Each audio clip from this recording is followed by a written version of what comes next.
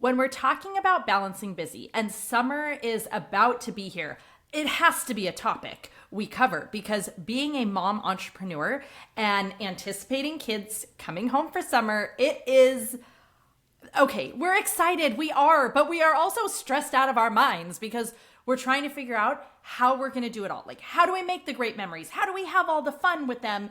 And also, how do we make sure that our responsibilities are still happening? So I went back to episode 44 and I'm listening to it, and my whole idea was, okay, I'm going to listen and figure out what I would add. And I got done with it and I was like, nothing.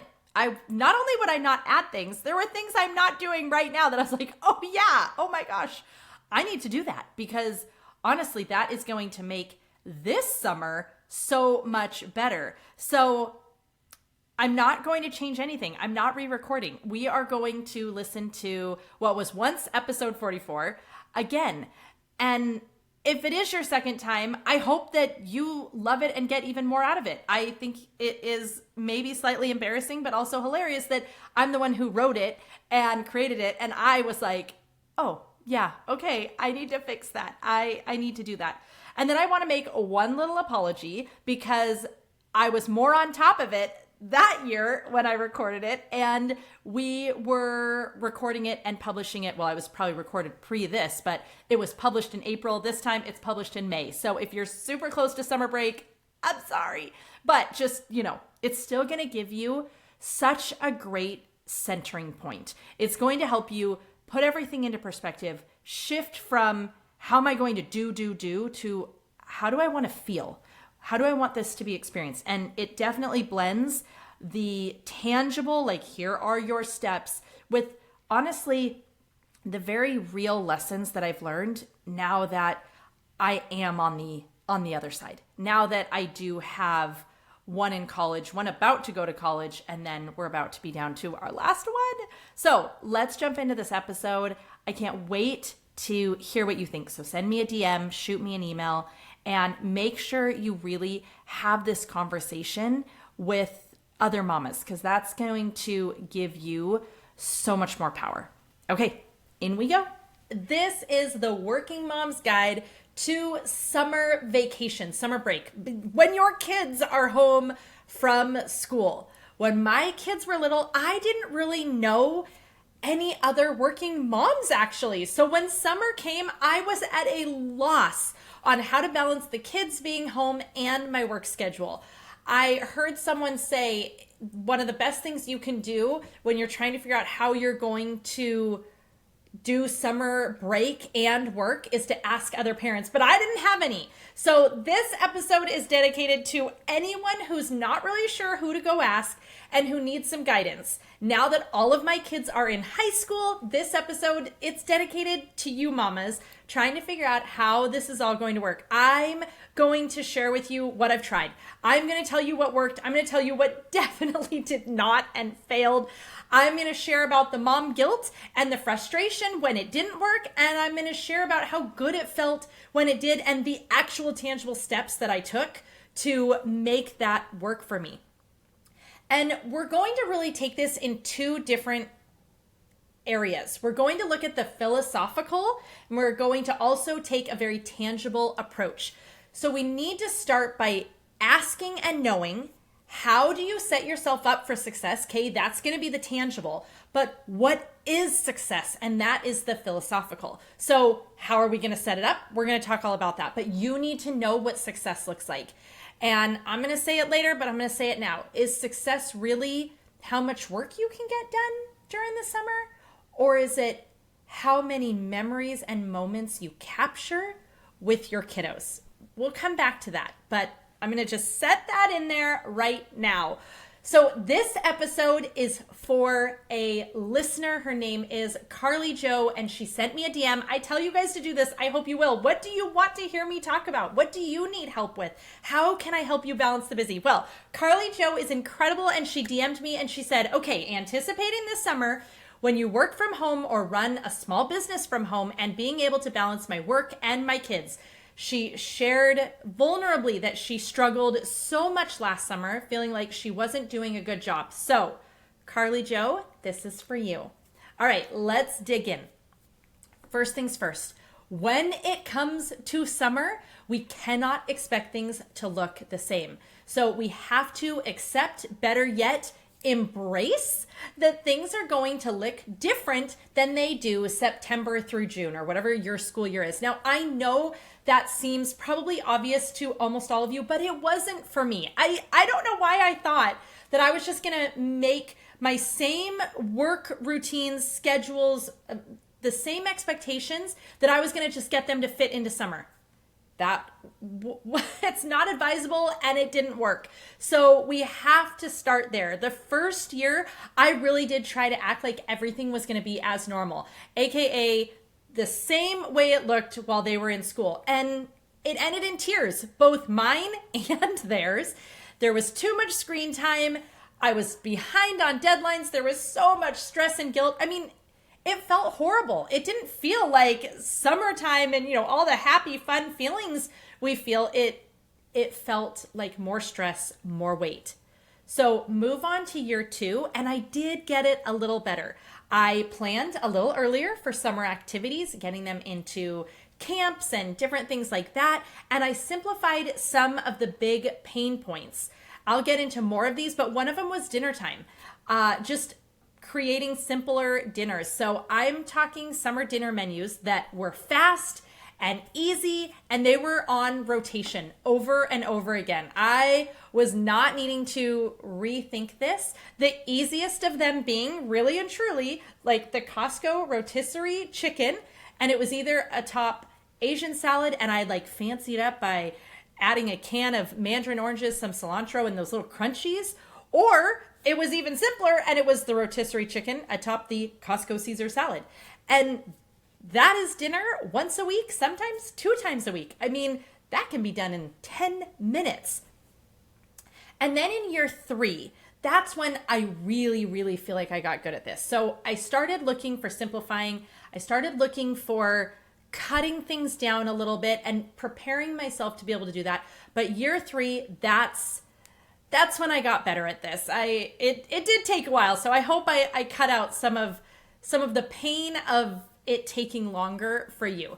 I started creating summer work hours. That was one of the first things that really made a huge difference. They were more limited, and they were more adaptable. I sometimes chose working early in the morning before the kids even got up. Other times it might look like asking hubby to take over the nighttime routine so that I could do work in the evenings a bit, but just being willing to shift everything around and change it up and make it less. I mean, my schedule dramatically shrinks during summer. So how that works, especially as I shared many of these years, the years when my kids were little, so they're home for summer and they are very needy during the summer, I was either the sole provider or the primary provider. So my husband was either still in graduate school or he was just starting his practices or whatever was happening during that time, it was on me. So if you're saying Leah, I can't step back, I need to pay the bills, I get it. That was me also. And here is how I did it. And I want to say, I'm going to talk to you about, I started front stacking. And there is a reason that this episode is publishing in April. And I'm sorry to those who your school is going to end in May. I'm in Washington. We're not out of school till June. So this is a little bigger window, but you need to do some work. You need to get in, schedule some real good blocks of time to front stack so that you're ready for summer. So here's what I would tell you. This is the tangible. Do as much now as you can. These are the things that are not urgent right now, but they are so important in order to create the summer, the experience with your kids that you want. So if you listen to our episode that was all about brain dumps and using the Eisenhower metric, you're going to recognize number 2 is important but not urgent. These are those kind of things. So I started pre-scheduling. Back in those days, it was blog content and YouTube videos that I was really working on. So I was batching out tons of blog content and trying to get them all completely done and scheduled through summertime. It was things like newsletters, and today it still would be, but right now it's looking like my newsletters. It's looking like my podcast. So we are heavily stacking interviews for the last couple of weeks and going on for another couple weeks, so that I will have podcasts scheduled, the interview portions, all completely scheduled all the way through the end of September, or maybe it's early October. And that's all going to be done because summer is coming and I want to be able to really pull back. It takes intention. It takes me sitting down and prioritizing and saying, I'm not going to get distracted. I'm going to do these things. I'm going to carve out blocks of times. I'm going to schedule it, but doing as much as I can, front stacking, front loading, doing the work now is going to make it so I'm so much more available in the summer. Next is limiting the projects and the big things that you take on during summer. If you're thinking about developing a course, you're thinking about building a giant summit, starting a podcast, writing a book, summertime is maybe not the ideal time to do this. I'm just going to be honest. Maybe it needs to wait until September when the kids are back in school, because part of you might be thinking, oh, this is a great time. Everyone's home. But everyone's home, and is that really where you want to be, or would you rather be with them? And my third suggestion for you is setting an autoresponder, actually setting an email signature that says, I'm in summer hours, I'm spending extra time with my kids right now, I'm only checking my inbox 2 times a week, and just making it very, very clear that you are limited right now. And of course, that means it is not the time to take on the big last minute urgent project that's probably going to be a really hard client, or whatever it might look like in your business, in your world. Another thing I really want to suggest is creating a summer schedule. So looking at and thinking about what you want your summer to look like. We start our summer schedule by looking at the fun that we want to have first. We sometimes create summer bucket lists, and sometimes it's just a matter of saying, okay, what vacations do we want to do? What activities do we want to do? Let's drop all of those into the calendar first. Let's put all those in now, and then work is going to fit in where it can, but we're not going to compromise the experiences as a family for the workload. Instead, during summer hours, we're going to compromise the workload for the family experiences. And I'm not saying that, we make it so we can't pay our bills. That's why we're doing things like front stacking. That's why maybe you take on extra client or two before the kids get out of school to make up for this season where you're pulling back when the kids are home. I started preparing for summer way before summer came, and that's really how I started to actually be able to enjoy my kids being home, making memories with them, having time, but not having this feeling in the background nonstop that was, there's things to do. You've got to get to work. When are you going to get this done? You're on deadline. What's happening? That stress, that frazzled. We want to go from frazzled to fulfilled. We want to go from chaos to calm. And this is how I was able to create more and more of that and truly enjoy summers. Now, here are some other tips that I've learned over the years that have really helped me. One of them is family council. So sitting down as a family and talking with everybody, kids, hubby, partner, all the people, and establishing when your hours are going to be and how you're going to make them happen. Even at this point, this was a gift from my husband. Taylor got this for me. I have a light on the outside of my office door now. So if it's green, everybody knows they can come in. If it's red, it means you cannot come in right now. I just set it from my computer, and it makes it so that, especially if my kids were little, I would have loved having that, because they would have been like, oh, the red light, that means we have to be really quiet. And I would have created a whole special contest like, oh, if you guys do really good and I can't hear you when the red light's on, then that means you get a special. I would have come up with something. Maybe they got points and then that earned some activity, or I don't know. I definitely would have gotten really creative around that. I had things like that. I just didn't have anything as special as a light on my door when they were little. I don't think it probably existed. But get creative. Figure out how you're going to make this work. Use screen time, but use it for your advantage. It's not about setting our kids in front of our screen indefinitely. Here's the number one reason. It's bad for them. Okay, that's the actual number one reason. Here's the number two reason. It becomes ineffective. you know what I'm talking about. If you give them too much screen time, they then start getting bored by screen time and they're walking off. They have completely lost interest. It's not doing what you needed it to do, which was to keep their attention while you needed to get something done. So I would save screen time until I really needed it. And then I would be like, okay, this is your time. You get to have this amount, set a timer. And then that helped me to really get what I needed to get done, and then come back and be able to be present again. Also, let them be bored. I have this saying I've said their whole life, which is you can't be bored unless you're boring. They hate when I say it, but there's many summers where they would be like, Mom, we're bored. And I'd be like, can't be bored unless you're boring. And that was their sign. I'm not going to help you with this. Go find something to do. Another time, something we did is we created a bored bucket list. So it was all these ideas of things you could do when you're bored. We came up with all of it together one day. They came up with most of it. And then it was on the fridge, something like that. But they could go check it. So if they were feeling bored, I'd say, oh, go look at the list. And they could look for something that looked fun. And sometimes they'd be like, none of it looks good. Okay, well, you can't be bored unless you're boring. And, they'd wait until that creative juices finally kicked in and they came up with something to do. Another thing we did is we set reading goals during the summer. So this was great because, again, you might be able to use screen times for a little bit. Maybe you do 1 hour of screen time or one movie screen time. And then you also have reading time and you're like, hey, it's going to be quiet time, 45 minutes. You try to make it a little special, maybe fun pillows and yummy drinks or I don't know, like lemonade, something kind of fun. But we had reading time too. And we set that with a reward system, which was they got money for every book they read. It was $1, $2, something like that. But while the kids were in older elementary school for several years, we were going to Disneyland every September. So we started our reading challenge at the very beginning of summer. And then however many books they read, they got $1 or $2 per book. And then they got to spend that in Disneyland. So that became their way to earn their spending money when we went to Disneyland in September. This is not me saying you should go to Disneyland in September, although you should. It's a really good time to go.